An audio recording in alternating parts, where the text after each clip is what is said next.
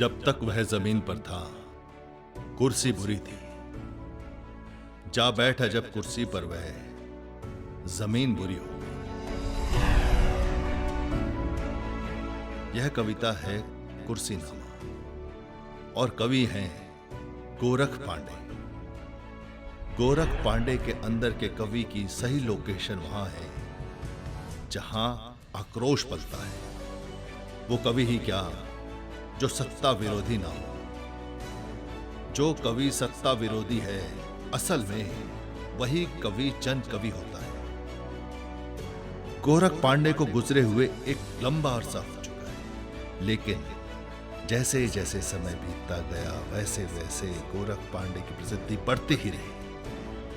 गोरख पांडे एक आंदोलन के कवि हैं, इसीलिए उनकी कविताओं में आक्रोश है, तंज है, एक सच्चाई है, दुनिया को बदलने की एक तड़प है। वो गोरख पांडे ही हैं जिन्होंने सभी को अपनी कविताओं के माध्यम से आड़े हाथों लिया। उसकी नजर कुर्सी पर लगी थी, कुर्सी लग गई थी उसकी नजर को।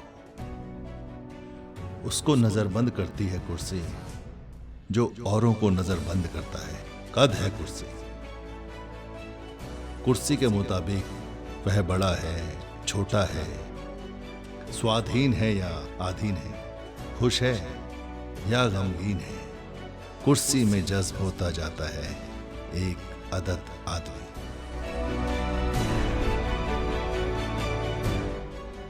किसी भी आंदोलन में जितनी कविताएं, जितने गीत गोरख पांडे के गाए जाते हैं, शायद ही किसी और कवि के गाए जाते हैं। आंदोलनों ने गोरख पांडे को और उनकी कविताओं को और प्रसिद्ध किया। उनकी कविताएं अंदर तक उतर जाती हैं, दिलो दिमाग में एक छवि छोड़ जाती है। फाइलें दबी रहती हैं, न्याय टाला जाता है, भूखों तक रोटी नहीं पहुंच पाती, ना ही मरीजों तक दवा। जिसने कोई जुल्म नहीं किया उसे फांसी दे दी जाती है। इस बीच कुर्सी ही है जो घूस और प्रजातंत्र का हिसाब रखती है। कुर्सी खतरे में है तो प्रजातंत्र खतरे में है, कुर्सी खतरे में है तो देश खतरे में है, कुर्सी खतरे में है तो दुनिया खतरे में है।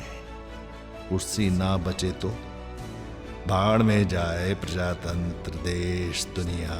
खून के समंदर पर सिक्के रखे हैं, सिक्कों पर रखी है कुर्सी।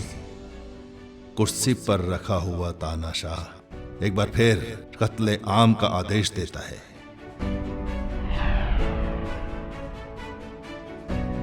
गोरख पांडे की सरल और सटीक भाषा ने उनकी कविताओं को लोगों की जुबान पर चढ़ा दिया, तो वहीं उनके सच के बयान ने उन्हें लोगों के विचारों का हमसफर बना दिया। अभी चल रहती है कुर्सी मांगों और शिकायतों के संसार में, आहों और आंसुओं के संसार में। अभी चल रहती है कुर्सी पायों में आग लगने तक। मधोश लुढ़क कर गिरता है वह, नाली में आंख खुलती है जब नशे की तरह कुर्सी उतर जाती है। कवि गोरख पांडे की समाज की पकड़ और सियासत की समझ ही है कि वो लिखते हैं, कुर्सी की महिमा बखारने का ये एक थूथा सा प्रयास है। चिपकने वालों से पूछिए, कुर्सी भूगोल है, कुर्सी इतिहास है।